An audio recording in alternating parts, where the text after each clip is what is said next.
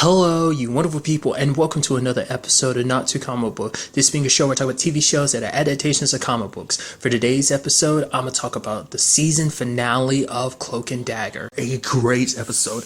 A lot of things went down this episode we got to break down bit by bit. Obviously, you have the whole situation with Tandy. I'm surprised she handled it the way she did. I would have expected her, I guess, because, she would have to be super quick on her draw, because it's also interesting too, because the lady assassin didn't know about what she had. I guess it's because that way because it's like Peter knows what he was sending her into, but I guess the thing is, the less she knows better, I guess maybe it'd make him seem crazy if he told her the truth about Tandy, or maybe it's just because because she said it herself, it's like, oh, you only need to know what you need to know, because it's like, oh, he planned on killing her anyway, so it's like, maybe he thought she wouldn't see what you were capable of anyway, or maybe it's just because, oh, later on he planned to kill. I think it was kind of implied, like what Tandy was saying, it's like, oh, later on he's going to kill you too, because it's like, it doesn't matter what you saw, because ultimately when you kill Tandy and her mom, he'll kill you, just to kind of tie up all complete loose ends. But even Tandy's mom never saw what she was capable of doing, so that kind of worked out for her. Because it's interesting, because that plays an element in this for both of them. Like, neither one of them's trying to expose what they can do, because it caused a lot more problems for their lives if that became the case. Because, like, when Ty was on the run, I mean, obviously his dad being like, here, take this cloak, and the fact that you gotta get out of here, run, don't ever come back. O'Reilly shows up to help him, but just before they can get away, cops show up, and he's not willing to do it, because not only the cops are there are other people. At least he can use his other powers, because he can blend in with the crowd and kind of disappear so no one really notices. But there's a whole bunch of witnesses around, and if he disappears like that, everyone's going to know he's got powers, and that's going to turn into a whole thing. So then we got Tandy trying to fix all of this, because it's like, she's like, I gotta go help someone, because she knows Mina's in trouble because of this whole Roxanne situation. Her mom's like, why you? She's like, why not me? But unfortunately for her, Mina is getting attacked by the terrors, not and now it turns out, like, yeah, this is going to be a city-wide epidemic, because of the valves are all over the place, as we saw last episode with Vita's aunt, like, marking every place where one of the valves are. So even interestingly enough, they go and confront Peter, which even he's trying to get out of town as fast as possible. It's like, it's like, why aren't you doing anything about it? It's like, because he tried. They can't do it. They tried remote access, but it didn't work. And it's like, you knew this was going to happen. Like, what was his reasoning all for this? Because he knew there was power down there. I'm thinking he might not have said anything, but looking at what Tandy's able to do, he probably thinks, like, whatever made her get abilities might be tied to what's down there. For him, he says power. I don't know whether he means actual power, or does he mean, like, monetary power. I mean, either way, I don't think it really matters to him, because to him, it's like, whatever that resource is, I can dig it up and I can sell it and make a boatload of money, like I said. So, or whether it's like I can utilize it and make power, either way. It's interesting because he makes a reference. He says Joneses, but I don't know who he's referencing. The only MCU Jones I know are, like, it's Jessica Jones. But maybe there's more I don't know. I don't know who that is. I probably do, and I'm just kind of blanking on it. But he did say, like, because he wants that, because you got to do whatever it takes to keep up with the Starks and the Rands, and that got me giddy. Because to me, it's like the beauty of this MCU situation. Yes, even if it wasn't part of the MCU, you could still make those references. But I'm sure, like, you kind of have to skate around a little bit because of the whole licensing rights and stuff like that, like who has rights to it. But because this is part of the MCU, they can make those. It's like, referencing Tony Stark and Danny Rand. I mean, specifically just, the Stark name and the Rand name, but still, I mean, which is like, oh yeah, I understand, because those are like large scale names, so it just kind of gets me even like what he was like, oh yeah, the annex that the core is located at is building 616, which once again is like, if you're unfamiliar, Agents of S.H.I.E.L.D. kind of made a reference like this too. 616 is the main continuity Earth of the Marvel comic books. So I just, little things like that, I'm like, I get that reference, I get that, so it's like, before now, it's always interesting because of how much stuff your brain grows up from, just like random stuff you come across on the internet, plus just stuff you pick up from the movies and stuff like that. Because I even talked about it before, like, because I rewatched Iron Man, this whole Roxxon thing, like, actually comes up in Iron Man 3, because it's mentioned, like, in one sentence in, like, the Iron Man 3 movie. So it's just one of those things I find fascinating. But nevertheless, I'm going way off board, so I do apologize. Sadly, Mina and Tandy never got a chance to really do anything together to fix this whole situation, because Mina gets infected. I'm assuming, like, Tandy told her everything there was about her abilities and stuff like that, because like at one point Tandy throws a dagger, Mina didn't go, "Whoa, what the hell was that?" So I guess it's just kind of implied. I really like what she did too. She touched Peter and he's like, "Oh," she's like, "You want, oh, you did, look at me. Oh, everything you want is there. You want to be a god and everything, just go through that door." And it's the door where he'll be trapped in their rig explosion, much like Ivan was. So I thought that's kind of interesting. Like his ultimate punishment is to be stuck there forever. Later on at the end of the episode, we see that his assistant finds him. It seems like he's kind of in a coma, like a comatose state. Not comatose, but unresponsive state. I forgot what they refer to that as. I think that is kind of, well, it's not considered a coma. What is it? I forgot what it is they refer to it as exactly, but it's like he's in that state now. Interestingly enough, she finds him, so I'm wondering, will that turn into anything or not? Like whether he's just kind of removed from this equation or not. Like what does that mean for her, like being a contract killer and stuff like that? Will she stick around? Will she like help? Like what's going to go on with that, you know? But nevertheless, all the while, and it's an aspect I haven't even talked about too, is the aspect that I thought was kind of neat. Like the entire time Vita's aunts talked about the divine pair, and throughout the entire episode, we've seen the circumstances of the divine pair, that basically one makes a sacrifice and it makes this miraculous thing happen. Like things were going one way, but then like things change, and not just in such a slight way. Like there's such a drastic change and disaster is stopped in area, what is now New Orleans at different points in time, you know. And it's never been explained, but obviously there's some otherworldly forces, and that's what this whole divine situation's about. Because even like, you know, Vita is being told by her aunt, like one of them will have to die, because it always happens in this situation. Because later on I was wondering what that was all about, because she was looking at the mark on his arm. I was like, oh, is she worried about it? It's like, no, because but it pops up later on, and I'm like, oh, right, when Tandy gets the mark, I'm like, that's what Vita noticed when she touched his arm. She noticed the scar, and because the divine pair, at the very least the first ones like that we're known about in the story, both had a particular mark, and it's like that kind of comes up later on, but obviously I'll get to that when I get to it. So, but kind of swinging back around, it's very interesting about the whole O'Reilly situation and the Ty situation. Once again, it shows you how corrupt things are, because there are multiple cops in there who, I don't know whether they're just being blind to what's going on because they believe what they're being told, but it's like, because some of the cops are definitely in the know. Because, I mean, to be fair, some of them actually believe that Ty is a cop killer, that he was the one behind Fuchs' death. You know, but it's like, and they're not listening to O'Reilly, because I guess it's like, oh, maybe their thought is that she's in cahoots too, or what. I mean, it's kind of interesting, because one of the cops kind of talks about, you don't know what goes down here because you're from New York. This isn't really your area, which I thought was kind of fascinating. But like, it's like, yeah, so that kind of makes me go, nah, and like everyone has to be in the know. They know going back there. Like it's hard to say whether or not it's really like like everyone knows Ty's guilty, so that's why they're all for it, or they're just scared of Connors and how things are run, because obviously he has like high connections to be able to do what he's doing. And it's like, once again, like when O'Reilly was getting beat up last episode, no one lifted a finger, so it runs deep. It's kind of like, yeah, Connors does whatever he wants, we don't stop him. I think because, and it's something, you know, Ty talked to one of the cops about, he's kind of like, it's okay to be afraid. I'm afraid too, but the fact of the matter is my family's been here. I have a mom that's worried about me. I have a dad who's willing to fight the entire city to protect me, you know. And just the fact of the matter is, it's like, you know, we kind of have to stand up and be courageous when the time comes, you know, just not sit, because he's one of, but like Ty was almost reaching him, but it helps out later on, because when things kind of go bad, luckily he's there to kind of show up and help Ty. So he got Ty the cloak he needed. He also like protected Ty, because it was like hitting one of the terrorists with a chair. So, but luckily Ty ends up popping away like as the like terrorists were tearing at his cloak. I like that, and he pops up just in time to shock and knock out Mina. And then like, Tandy's like, where the hell, like, took you long enough to kind of show up. And now it is that situation of having to face their destiny.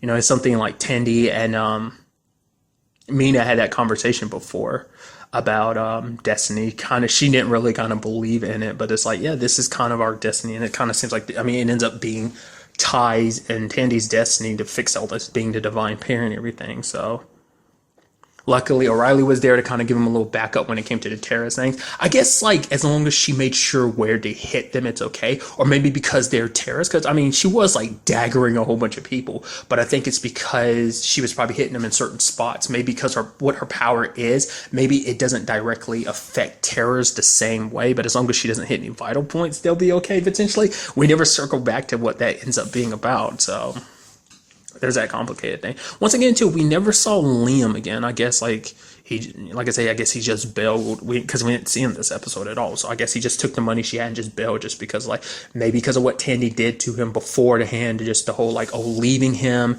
and then the whole, like, stealing away his hope. Which, once again, the question comes up: does that ever come back, or is that going forever once Tandy took it? I mean, I don't know.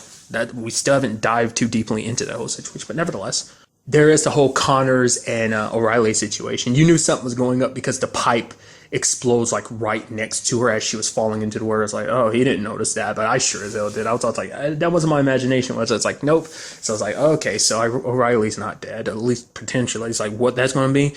I'll kind of talk about that in a little bit. I mean, I don't know, but we'll discuss it a little more at the end. So Connor still, even with everything going on, that idiot, it's like this town is literally overrun with what's basically essentially deranged, I guess you can say zombies, or even, like, you know, the city's infected and you're still trying to do this crap.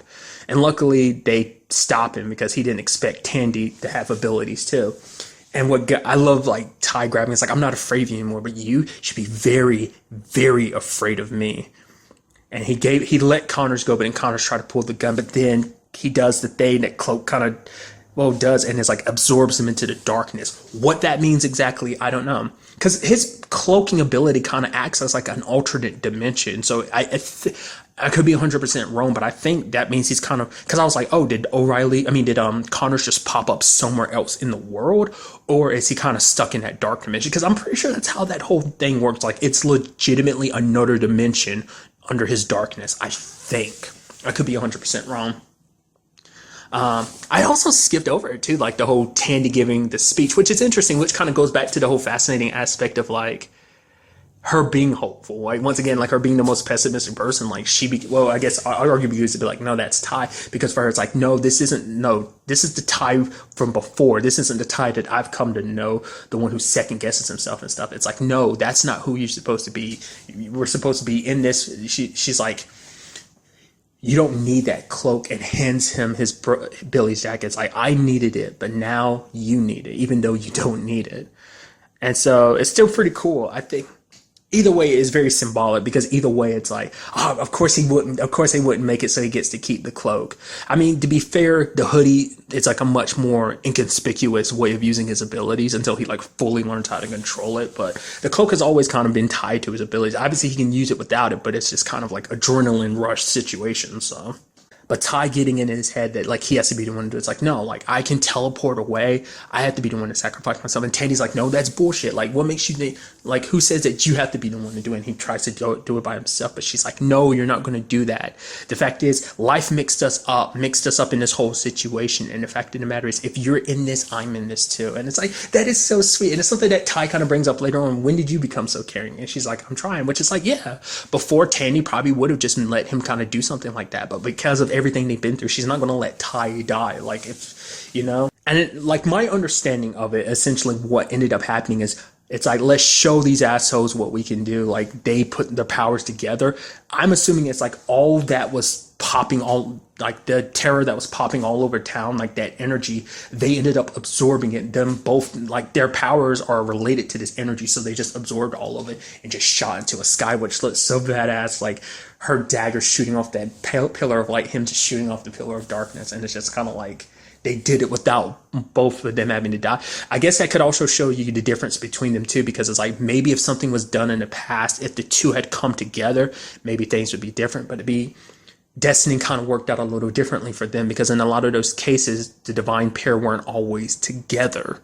You know, it's like, oh, one found the other and that was it. It was just kind of like one moment of, like, I mean, in some of the cases they were together, but I think it's just because of these two working together, willing to sacrifice and work together. Like, if we sacrifice anything, we do it together. I think that's what ultimately saved them in the end, rather than it just being one person sacrificing for the others and all. So it worked out in the end. The city is saved, but things are still not all that great. They kind of work out a little more on the Tandy side of things because Roxanne is being held responsible for what went down because they are responsible. So that's good. And Tandy kind of brings the news to her mom about that.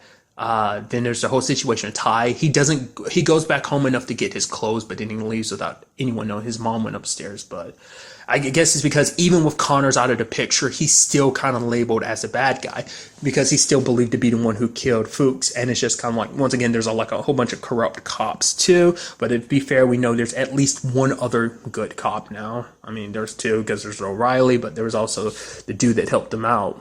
So not everyone in this situation is bad, but Ty's going to have to be on the run until they completely cleared his name. So I'm curious how they're going to do that.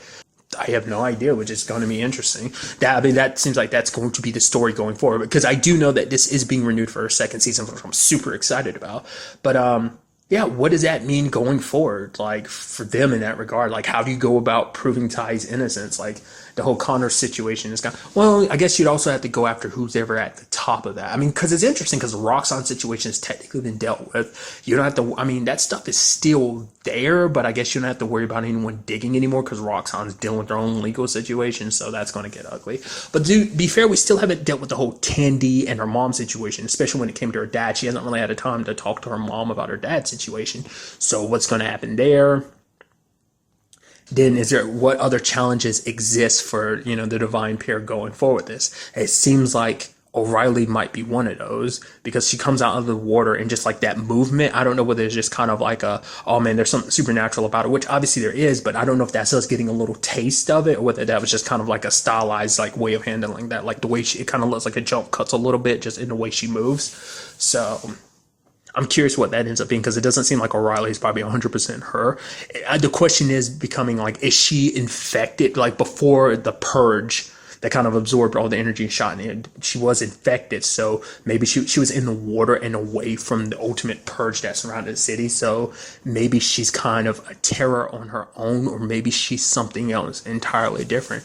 Maybe it wasn't just Ty and Tandy to have powers now. Because it's interesting because they always kept making a point that, oh, she's a good person, but now it's like, maybe that's it. I mean, whereas this power is split between two people with Ty and Tandy, maybe all of it exists inside of O'Reilly, and it might end up driving her insane because it might be too much for one person to handle. Like, that's why we see what happens when the both of them come together. So it's like that much power in one person might be too much. So, I mean, definitely seems like they potentially could be setting her up to be the main antagonist of season 2. Like, what else? Like I said, other than that, I don't know what they plan to do other than clearing Ty's name. I'm sure that's going to be focal point of the story, which is very interesting, And like I said, eventually finding out what that Connor situation is. Like I said, I figured it's an alternate dimension, but I could be 100% wrong on how that whole thing works. And once again, the whole Roxanne situation, like whether we are 100% done with that. For now, it seems like we potentially are, but like I said, I don't know if that Scarborough, Peter situation and whether that's going to like come back around in any shape or form. I think he's just kind of being stuck in the way he is. To be fair, that assassin lady's still out there. Tandy knows too much. Ivan knows too much. Mina knows too much. So it might still be a situation that we'll go for them, but it's like, that's kind of already out there in the open anyway. So Roxanne's still kind of screwed over in that part. Like I said, we would have to wait and see like what that could potentially be, if anything, going forward. It's also going to be interesting too because it's definitely going to put a strain on Ty and Vita's relationship. We're going to have to keep that very like secretive because all this stuff that's going down. I also love that Tanya's like, honestly, I actually kind of turn around on. I kind of like you two being a pair. It's like the fact of the matter is, if this is all kind of settled afterwards, you better. What was it? She said, tie that down or something like that. So, but like I said, I'm very interested to see what this all potentially could mean going forward into season 2. So, but really, that's all I want to talk about in this episode. Till the next time we meet, be happy, be safe, live life to the fullest, and enjoy it. Good day and goodbye.